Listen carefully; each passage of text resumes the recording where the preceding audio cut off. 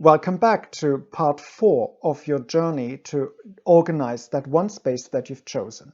We've chosen a space for you, you've looked at what's there, you've taken out what doesn't belong in that space, and you're now left with anything that needs to be there, but it looks a bit disorganized. The best way to deal with all those things is to take everything out of the space that it's currently in. Why? It's easier to look at everything at once and then decide, okay, these things go together and those two go together. And then you kind of categorize everything, but it may take a bit of space.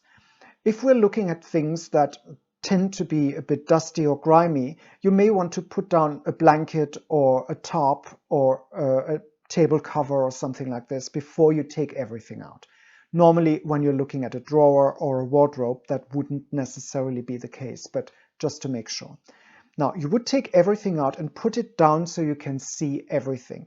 And then, because you already kind of know what's there, sort them into groups. For example, put all the pencils or all the writing tools together and put all the bits of string and rubber bands and paper clips, things that are meant to keep stuff together in another place.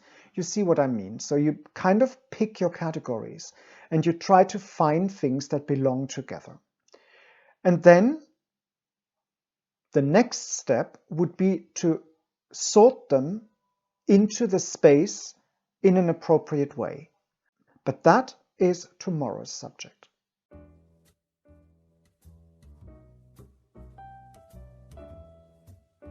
If you want more, there are options. Click the round logo to subscribe to this channel or select the playlist in the middle to see more content or check out the links in the description below. Oh, and feel free to like this video.